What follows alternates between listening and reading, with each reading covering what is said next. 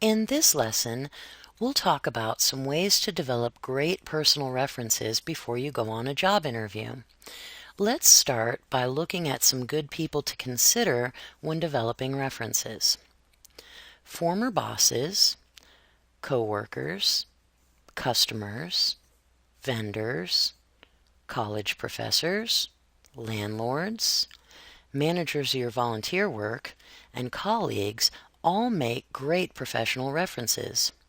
It's a good idea to have at least 3 really impressive references prepared when you go on a job interview. The more varied the 3 people are, the better. Spend some time brainstorming. Write down anyone and everyone who you think would be a good reference, and then narrow the list down to a few people who will give you glowing recommendations.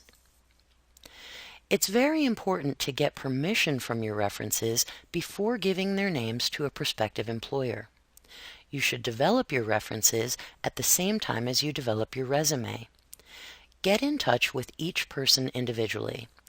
First, ask if the person would be willing to provide a professional reference for you as you look for work.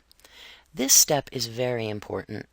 Don't just assume that the person will be willing to be a reference for you. Of course, most people will probably be happy to help.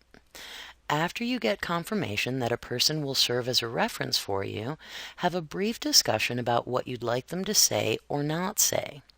For example, if you're using a former landlord for a reference, you might say something like, "Thank you so much for agreeing to be a reference for me, Mr. Smith.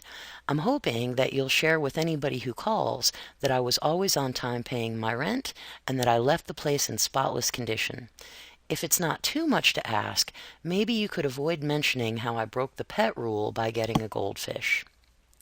Before saying goodbye, thank your new reference again.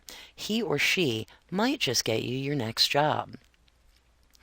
Thank you notes have a big impact, and so it can be really helpful to send somebody a short, handwritten note after he or she agrees to be one of your references.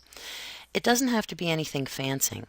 Something like, "Dear Mr. Smith, I just wanted to send you a quick note to say thanks again for agreeing to give me a professional reference. It means a lot to me that you agreed to do that, especially since I haven't been your tenant for almost a year now. I really appreciate your help. Thanks again. Sincerely, Mary." A small gesture can really make a difference, and after receiving a note like that, Mr. Smith is very likely to give Mary a glowing reference.